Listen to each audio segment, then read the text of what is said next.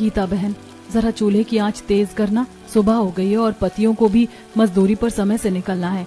हाँ राधा दीदी, बस आलू अच्छे से फ्राई हो जाए, फिर जल्दी से चाय चढ़ा देती हूँ। दोनों बहुएं मिलकर फुर्ती से चाय छानती हैं और हॉल में ले जाकर सास निर्मला, ससुर रामलाल, नंदे, उनके दोनों पति सुरेश, रमेश चाय और नाश्ता को देते हुए। ये लीजिए सुरेश जी, रात की बासी रोटियां और साथ में थोड़ी सी आलू भुजिया। काम पर जाने से पहले ये खाकर जाओ, थोड़ी ताकत आएगी। बासी रोटी और सूखी भुजिया खाकर ही दिन भर पत्थर तोड़ने हैं। किस्मत ही खराब है जो 2 वक्त की ताजा रोटी भी नसीब नहीं होती। अरे चुप कर रमेश, जितना मिलता है चुपचाप खा ले। किस्मत को रोने से चूल्हा नहीं जलने वाला। जल्दी खाओ, सुबह की मजदूरी के लिए देर हो जाएगी। सुरेश और रमेश चुपचाप बासी रोटियां और आलू भुजिया खाते हैं, चाय पीते हैं और मजदूरी के औजार उठाकर घर से निकल जाते हैं। दोपहर में ईंटें ढोते हुए सुरेश अपने दोस्त से, कितनी तेज धूप है और हमें इतनी मेहनत का काम करना पड़ रहा है। काम करते समय तो कई बार ऐसा लगता है कि शरीर में ताकत ही नहीं बची। अरे भाई सुरेश भाई, ताकत कहाँ से रहेगी? हम गरीबों के पास खाने के लिए कुछ अच्छा खाना तो होता नहीं है और ताकत तो खाने से ही आती है। तभी प्याज के ठेले वाला आवाज लगाते हुए वहां से जा रहा था। उसे देखकर सुरेश, प्याज के भाव तो आसमान पर चढ़े हुए हैं। गरीब रूखा सूखा खाते हैं, उसमें भी अगर बिना प्याज की सब्जी खाने को मिले तो खाना कैसे खाया जाएगा? अरे सही कह रहे हो सुरेश भाई, ये महंगे प्याज भला हम गरीब कैसे खा सकते हैं? चलो चलो काम करते हैं, अब वरना सेठ हमारी तनख्वाह काट लेगा। सुरेश और राम दोनों फिर से ईंट ढोने के काम में लग जाते हैं। ऐसी शाम हो जाती है। शाम को राधा आंगन में झाड़ू लगाते हुए अपनी जेठानी से, देख रही है गीता, कहीं ढेर सारे प्याज डालकर सब्जी बन रही है। मसालों की खुशबू यहाँ तक आ रही है। हाँ दीदी, खुशबू सूंघने में ही कितनी अच्छी लग रही है। यदि ये खुशबू इतनी अच्छी लग रही है तो वो सब्जी कितनी अच्छी लगेगी। तभी उसकी दोनों नंदे सुनीता और ममता वहां जाकर अपनी भाभियों से बातें करते हुए, भाभी, लगता है किसी के घर सब्जी बन रही है। मसालों की खुशबू घर के अंदर तक आ रही है। आज आप भी प्याज वाली ही सब्जी बनाना। भाभी, इतनी प्याज तो हम नहीं डाल सकते जितनी की खुशबू आ रही है, लेकिन थोड़ी बहुत प्याज डालकर तो सब्जी बन ही सकती है ना। हाँ हाँ, आज मैं तुम लोगों को प्याज वाली ही सब्जी खिलाऊंगी, चिंता मत करो। थोड़ी देर बाद बहुएं रसोई में जाती हैं और खाना बनाने की तैयारी करते हुए राधा घर के छोटे से किचन में बैठी हुई चाकू से आलू के छिलके उतार रही है, जबकि गीता सब्जी की छोटी सी टोकरी में कुछ तलाश रही है। क्या ढूंढ रही हो गीता बहन? कब से देख रही हूँ टोकरी में बार बार हाथ डाल रही हो। कुछ चाहिए क्या? दीदी, मैं दोपहर की सब्जी में तड़का लगाने के लिए प्याज ढूंढ रही हूँ, लेकिन इस टोकरी में एक भी प्याज नजर नहीं आ रही है। घर में सिर्फ एक ही प्याज बचा था जो कल रात की सब्जी में डाल दिया था। अब टोकरी में कहाँ से प्याज होगी? तभी निर्मला रसोई में आकर ये सारी बातें सुनते हुए, क्या कह रही हो राधा? घर में एक भी प्याज नहीं है। जल्दी से जाकर बाजार से प्याज ले आओ। बिना प्याज के तो सब्जी गले से नीचे उतरती ही नहीं है। माँ जी, बाजार से प्याज कैसे ले आएं? अभी हमारे पास जेब में एक भी रुपया नहीं है। तभी रामलाल रसोई में आकर, अरे तुम दोनों बहुएं सिलाई करती हो, फिर भी तुम्हारे पास इतने पैसे नहीं है कि एक पाव प्याज खरीद सको। कैसी सिलाई करती हो तुम दोनों? पिताजी, हम सिलाई तो करते हैं, लेकिन मोहल्ले की कोई भी औरत हमें कपड़ों के पैसे देने को तैयार ही नहीं होती। समय दे देती है हर बार। हमारे पास इंटरलॉक की मशीन नहीं है ना, इसीलिए कपड़े फिनिशिंग वाले नहीं बनते और लोग पैसे देने से मना कर देते हैं।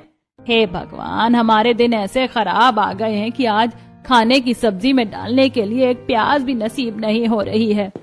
निर्मला और रामलाल बाहर चले जाते हैं और दोनों बहुएं बिना किसी प्याज के उबले आलू की सादी सब्जी बनाती हैं और परिवार के सभी सदस्यों को परोसती हैं। अरे ये कैसी सब्जी बनाई है बहू? ऐसा लग रहा है जैसे इंसानों का नहीं बल्कि किसी जानवर का चारा खा रहे हैं। इसमें ना कोई स्वाद है और ना कोई जान। चुपचाप खा लीजिए, अब किस्मत में यही लिखा है तो क्या कर सकते हैं। बहुएं बेचारी इतनी महंगी प्याज खरीद कर कहाँ से लाएंगी। राधा और गीता अपनी सास और ससुर को बेस्वाद सब्जी खाते देखकर बहुत निराश और अपमानित महसूस करती हैं। पिताजी, आप लोग बस आज जैसे तैसे काम चला लीजिए। शाम को जब ये दोनों मजदूरी से लौटेंगे तो इनके पास से पैसे लेकर हम बाजार से ताजा सब्जी और प्याज ले आएंगे। सभी लोग बेस्वाद खाना खा लेते हैं। खाना खाते हुए सुरेश, माँ, पिताजी, हम लोग समझ सकते हैं कि बिना प्याज की सब्जी में कोई स्वाद नहीं आता, लेकिन आप लोग चिंता मत कीजिए। मैं और रमेश आज अपनी मजदूरी के पैसों से प्याज जरूर खरीद कर लेकर आएंगे। हाँ माँ, आज हम भले ही कुछ और नहीं खरीदेंगे, लेकिन प्याज जरूर खरीद कर लेकर आएंगे। अरे जी, कैसी बातें कर रहे हैं? घर में राशन भी खत्म हुआ पड़ा है। आप पहले राशन खरीदना, फिर बचे हुए पैसों से प्याज खरीद लेना। सभी लोग खाना खा लेते हैं। सुरेश और रमेश खाना खाकर मजदूरी पर निकल जाते हैं और दोनों बहुएं अपने अपने काम में लग जाती हैं। तभी मोहल्ले की दो अमीर औरतें वहां आकर, निर्मला चाची, हम तुमसे तुम्हारी दोनों बेटियों की शिकायत करने आए हैं। क्यों, क्या कर दिया मेरी बेटियों ने? आज हमारे घर में पनीर दो प्याजा बन रहा था और तुम्हारी दोनों बेटियां हमारे घर के पीछे खुली हुई खिड़की से हमारे किचन में झांक रही थी। हाँ निर्मला चाची, आज वो किचन की खिड़की से झांक रही थी तो कल दोनों चोरी भी कर सकती हैं, इसीलिए आप उन दोनों को समझा देना कि दूसरों के घरों में ये ताका झांकी अच्छी बात नहीं है। ठीक है, आने दो, उन दोनों को अच्छी तरह खबर लूंगी उनकी। दोनों औरतें गुस्से में वहां से चली जाती हैं। उनकी कड़वी बातें सुनकर राधा और गीता की आंखों में आंसू आ जाते हैं। थोड़ी देर बाद दोनों ममता और सुनीता चूल्हा जलाने के लिए लकड़ियां लेकर घर आती हैं। उन्हें देखकर निर्मला गुस्सा होते हुए, आ गई तुम दोनों, आज तुम लोगों की वजह से हमें कितना शर्मिंदा होना पड़ा और पड़ोसने कितना सुना कर गई हैं। निर्मला सारी बातें उन लोगों को बता देती हैं। सारी बातें सुनकर सुनीता, दरअसल माँ, हम दोनों लकड़ियाँ बीनने के लिए जा रहे थे, तभी उनके किचन में से खुशबू आने लगी और हमसे रहा नहीं गया। हम दोनों झांक कर देखने लगे और उन्होंने हमें झांकते हुए देख लिया। हमें माफ कर दो, हम दोबारा ऐसा कुछ नहीं करेंगे। जाने दो ना माँ, हम गरीब है ना, इसीलिए दुनिया को हमारी कोई मजबूरी नहीं दिखती। जिसे जो मन आता है वो कहकर चला जाता है।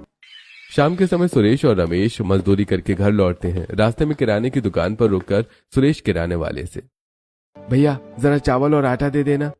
किराने वाला उन्हें आधा किलो चावल और 1 किलो आटा तोल कर दे देता है। सुरेश राशन के पैसे देता है। उसके बाद घर लौटते समय अपने हाथ में बचे कुछ सिक्कों को देखकर अपने भाई से, रमेश, आज मैंने सोचा था कि हम अपने घर के लिए प्याज जरूर खरीदेंगे, लेकिन राशन खरीदने के बाद इतने कम पैसे बचे हैं और प्याज इतनी महंगी है कि इतने पैसे में प्याज आएगी ही नहीं। हाँ भैया, लगता है हम गरीबों की किस्मत में ये महंगी प्याज खाना है ही नहीं। रहने देते हैं, घर चलते हैं। रमेश अपने भाई के साथ घर पहुंचता है और अपनी माँ को राशन और बचे हुए 2 सिक्के देते हुए, ये लो माँ, आज दिन भर धूप में पसीना बहाने के बाद जो पैसे मिले उससे ये राशन ले आया। सिर्फ इतने ही पैसे बचे हैं, बाजार जाकर जो जरूरी है ले आओ। चलो शुक्र है भगवान का, कुछ तो पैसे आए। गीता बहन, चलो जल्दी से बाजार चलते हैं, अंधेरा होने से पहले सब्जी खरीद लाते हैं, वरना हम लेट हो जाएंगे और सस्ती सब्जी नहीं मिल पाएगी। राधा और गीता दोनों फौरन बाजार की तरफ निकल पड़ती है। सब्जी मंडी में पहुंचकर वो अलग अलग ठेलों पर सब्जियों के भाव पूछने लगती है। अरे भाई, ताजा पालक सस्ती है, मेथी सस्ती है, हरी ताजा लौकी ले लो, बिल्कुल कोमल लौकी ले लो। गीता बहन देखो तो सही, पालक और मेथी तो फिर भी ठीक ठाक रेट पर मिल रही है और लौकी भी सस्ती है। आधे किलो लौकी और साग ले लेते हैं। हाँ दीदी, ये ठीक रहेगा। पेट भरने के लिए कुछ तो भारी सब्जी चाहिए ही, लेकिन जरा उस कोने वाले ठेले पर देखो, प्याज का क्या भाव चल रहा है। वो दोनों एक बड़े प्याज के ठेले के पास जाती हैं, जहां दुकानदार आवाज लगाते हुए ग्राहकों को प्याज तोलकर दे रहा होता है। तभी दुकान वाला, 150 रुपए किलो प्याज ले लो भाई, एकदम बढ़िया नासिक की लाल प्याज, 150 रुपए किलो, एकदम खुशबूदार प्याज। हे भगवान, 150 रुपए किलो प्याज। गीता बहन, सुना तुमने? इतनी महंगी प्याज तो हम सपने में भी नहीं खरीद सकते। अगर हम इतनी महंगी प्याज ले लेंगे तो घर के बाकी मसालों के पैसे कहाँ से लाएंगे? वो दोनों थोड़ा आगे बढ़ती हैं तो एक दूसरा ठेला दिखाई देता है, जहां एक दुकानदार आवाज लगाते हुए, 50 रुपए किलो प्याज ले लो भाई, 50 रुपए किलो प्याज, सबसे अच्छी प्याज ले जाओ, जल्दी जल्दी फिर नहीं मिलेगी, 50 रुपए किलो प्याज। दीदी दीदी, उधर देखो, वो दुकानदार सिर्फ 50 रुपए किलो प्याज बेच रहा है। चलो उसके पास चलते हैं, वहीं से ही थोड़ी बहुत प्याज ले लेते हैं। वो दोनों दौड़कर उस 50 रुपए वाले ठेले के पास जाती हैं। पास जाकर देखती हैं तो पता चलता है कि वो प्याज बहुत ही खस्ता हाल है। उनका छिलका उतरा हुआ है, कई प्याज बीच से सड़ी और गली हुई हैं। भाई साहब, ये 50 रुपए वाली प्याज छांट कर आधी किलो दे दो जरा, अच्छी अच्छी। छाट कर? अरे भैया, 50 रुपए किलो में छाटने को नहीं मिलेगी बहन जी। जैसी ठेले में पड़ी है वैसी उठानी पड़ेगी। एक तरफ से लेना है तो ले लो, वरना आगे बढ़ो और ग्राहकों को आने दो। दीदी कोई बात नहीं, जैसी भी है सस्ती तो मिल रही है, ले लेते हैं। घर जाकर खराब हिस्सा काट कर निकाल देंगे। राधा और गीता वो सड़ी गली प्याज खरीद लेती हैं और आपस में बातें करते हुए घर की तरफ लौट पड़ती हैं। चलो जैसी भी मिली मिल तो गई, कम से कम आज रात की सब्जी में थोड़ा सा प्याज का तड़का तो लग सकेगा। बिना प्याज की सब्जी तो खानी नहीं पड़ेगी। घर लौटने के बाद राधा और गीता दोनों किचन में चूल्हे के पास बातें करते हुए, गीता जल्दी से प्याज निकालकर बारीक काट दो ताकि मैं छौंक तैयार करूं, तब तक मैं ताजा लौकी काट लेती हूँ। गीता सब्जी की थैले से प्याज निकालकर छीलते हुए, दीदी मैं जैसे जैसे प्याज छील रही हूँ ये अंदर से पूरी तरह काली और सड़ी हुई निकल रही है, एक भी साबुत प्याज हाथ नहीं लग रही। अरे जरा ठीक से देखो ना, क्या एक भी प्याज अंदर से ठीक नहीं निकली? इतनी मेहनत से पैसे बचाकर लाए थे हम। दीदी, मैंने आधी किलो प्याज में से सारा कचरा बाहर निकाल दिया।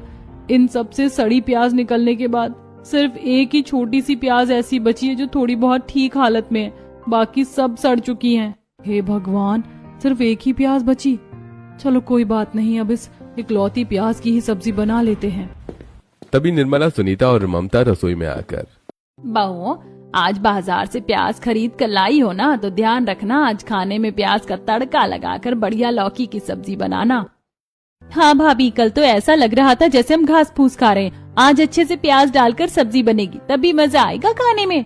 वैसे भी आप लोग रोज बेस्वाद खाना बनाती हो, हम लोग रोज बेस्वाद खाना खाकर परेशान हो गए हैं। अब इन सबको कैसे समझाएं कि 50 रुपए में सड़ी हुई प्याज आई थी, जिसमें से सिर्फ एक ही प्याज बची है। सास और नंद की रसोई से जाने के बाद राधा और गीता उस इकलौती प्याज को बारीक काट कर लौकी की सब्जी में छौंक लगा देती है। थोड़ी देर में सब्जी बनकर तैयार हो जाती है और परिवार के सभी लोग खाने बैठ जाते हैं। खाना खाते हुए रामलाल, अरे राधा, ये क्या मजाक है? आज भी सब्जी में प्याज का दूर दूर तक कोई नामो निशान नहीं है। क्या सिर्फ एक ही प्याज डाली है इसमें? पिताजी क्या करें, हम बाजार से आधी किलो प्याज तो लाए थे, लेकिन वो सारी अंदर से सड़ी हुई निकली। छांटने के बाद सिर्फ एक ही प्याज ठीक बची थी, उसी का तड़का लगाया है हमने। सब ऐसे ही बातें कर रहे थे, तभी दरवाजा खटखटाने की आवाज आती है। राधा उठकर दरवाजा खोलती है तो देखती है कि मोहल्ले की 2 महिलाएं खड़ी हैं। राधा जी, हमारे 2 ब्लाउज सिलने को दिए थे ना हमने, वो कल आकर ले जाएंगे, तैयार रखना। दीदी, आपने पिछले 5 ब्लाउज सिलवाने के पैसे अभी तक नहीं दिए हैं। कम से कम वे पुराने पैसे तो दे दीजिए, घर का चूल्हा चलाना मुश्किल हो गया है। पैसे किस बात के दें? तुमने उन ब्लाउज में अंदर से इंटरलॉक नहीं किया था। बिना फिनिशिंग के सिली हुई सिलाई के पैसे कोई देता है क्या? पहले इंटरलॉक करवा के लाओ, तब पैसे मिलेंगे। दीदी, आपको तो पता ही है कि हमारे पास इंटरलॉक की महंगी मशीन खरीदने के पैसे नहीं है। आप वो सिलाई के पैसे दे दीजिए, हम बाहर दुकान से इंटरलॉक करवा देंगे। ना भाई ना, जब तक हमारे कपड़ों में परफेक्ट फिनिशिंग नहीं मिलेगी, हम 1 भी रुपया नहीं देंगे। अगली बार सोचेंगे इसके बारे में। वो दोनों औरतें बिना पैसे दिए मुंह फेर कर वहाँ से चली जाती हैं। तब गीता पीछे से आकर राधा से, दीदी, जब ये मोहल्ले की अमीर औरतें अपनी सिलाई के पैसे ही नहीं देती हैं, तो फिर आप उनके कपड़े लेती ही क्यों हैं? इन्हें वापस क्यों नहीं कर देती? गीता, तू तो जानती है कि हमारे घर में कितनी गरीबी है। मैं ये सोचकर इन लोगों के कपड़े ले लेती हूँ कि एक ना एक दिन इन्हें हम पर जरूर दया आएगी और ये मेरे रुके हुए पैसे हमें दे देंगी। रात के समय पूरा परिवार बिना ठीक से खाना खाए सो जाता है।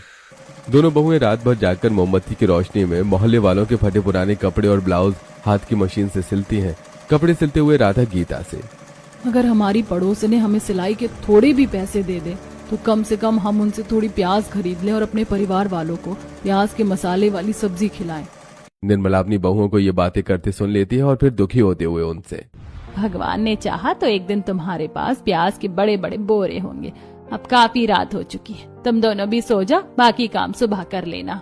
उनकी बातें सुनकर लेटा हुआ सुरेश उठकर बैठते हुए, मैं कितना बदनसीब हूँ जो अपने परिवार की एक मामूली सी प्याज जैसी चीज की फरमाइश भी पूरी नहीं कर पा रहा हूँ। अरे धिक्कार है ऐसी जिंदगी पर। ऐसा मत कहिए जी, आप अपनी तरफ से पूरी मेहनत कर रहे हैं। हम सब जानते हैं कि हम गरीब हैं, लेकिन इस तरह हिम्मत हार जाएंगे तो परिवार का क्या होगा? बहुओं ने सही कहा बेटा, भगवान के घर देर है अंधेर नहीं, वक्त एक दिन जरूर बदलेगा। उसके बाद सभी लोग सो जाते हैं। अगली सुबह रूखा सूखा नाश्ता करके सुरेश और रमेश अपनी रोज की दिहाड़ी की तलाश में निकल जाते हैं। वहीं दूसरी तरफ राधा और गीता रात में सिले हुए ब्लाउज का बंडल उठाकर मोहल्ले की महिलाओं के घर देने जाती है। वापस लौटते समय अपने हाथ में 20 रुपए का सिक्का देखकर गीता राधा से, दीदी, उन औरतों ने 7 ब्लाउज रख लिए और इतने हाथ पैर जोड़ने के बाद भी हमें सिर्फ 20 रुपए दिए। 300 रुपए के हिसाब से पूरे 2100 रुपए बनते थे। अब आप ही बताओ कि इन 20 रुपयों में हम क्या खरीदेंगे? क्या कर सकते हैं गीता बहन, हमारे पास इंटरलॉक मशीन नहीं है ना, इसी लाचारी का फायदा सब उठाते हैं। जो मिला है उसी में कुछ रास्ता ढूंढना पड़ेगा। दोनों बहुएं बातें करते हुए आगे बढ़ती हैं। रास्ते में एक सब्जी का ठेला लगा है जहां टोकरी में ताजा लाल प्याज रखी हुई है। ठेले के पास मोहल्ले की 2 अमीर औरतें खड़ी सब्जी खरीद रही हैं। जैसे ही राधा और गीता ठेले की तरफ बढ़ती हैं, दोनों पड़ोसी औरतें उन्हें देखकर ताने मारते हुए, क्यों भाई राधा, आज फिर प्याज खरीदने आ गई क्या? तुम्हें पता भी है कि प्याज 150 रुपए किलो बिक रही है। नहीं नहीं दीदी, ऐसी बात नहीं है, हमारे पास तो इतने पैसे ही नहीं है, हमारी जेब में सिर्फ 20 रुपए हैं। भैया 20 रुपए में कौन सी सब्जी आ जाएगी? अरे बहन जी, 20 रुपए में तो बस आधा किलो करेला ही आ पाएगा। ठीक है भैया, 20 रुपए का आधा किलो करेला ही दे दो। अच्छा, करेला भी बिना प्याज के बनाओगी क्या? करेले की सब्जी में तो प्याज ही सबसे ज्यादा डलती है, अब बिना प्याज के करेला कैसे बनाओगी? दीदी करेला तो 15 रुपए का आधा किलो हो गया, 5 रुपए बच गए हैं, बताओ 5 रुपए का क्या दे दूं? भैया अगर 5 रुपए में एक प्याज आ जाए तो बस एक प्याज दे दो। पड़ोसी औरतों के ताने सहती हुई दोनों बहुएं करेला और इकलौती प्याज लेकर घर लौटती हैं। किचन में चूल्हा जलाकर दोनों करेले छीलने लगती हैं। तभी सास निर्मला किचन में आकर टोकरी में हरे हरे करेले देखते हुए, क्या हुआ बहुओं, आज करेला बना रही हो? इसका मतलब बाजार में प्याज मिल गई क्या तुम लोगों को? गीता अपनी जेठानी के कानों में धीरे से, जेठानी जी आप चुप ही रहना, अगर अभी बता दिया कि हम सिर्फ एक प्याज लाए हैं तो माँ जी अभी से मुंह बनाने लगेंगी, जैसा बन रहा है वैसा बनने दो। निर्मला खुश होते हुए वहां से चली जाती है। उसके बाद दोनों बहुएं करेले को बीज से चीरती हैं, उसके अंदर के बीज निकालती हैं और उस इकलौती प्याज को सिलबट्टे पर महीन पीसकर करेले के छिलके और बीजों के साथ मिलाकर कढ़ाई में भून देती हैं। थोड़ी देर बाद सब्जी बनकर तैयार हो जाती है और दोनों मिलकर दोपहर के खाने में पूरे परिवार को परोस देती है। क्या बहू, इस करेले में प्याज कहाँ है? इसमें तो प्याज का बिल्कुल भी स्वाद नहीं आ रहा। माँ जी मैंने उसमें सिर्फ एक ही प्याज डाली है, हमारे पास एक ही प्याज थी तो उसी को पीस कर डाल दिया।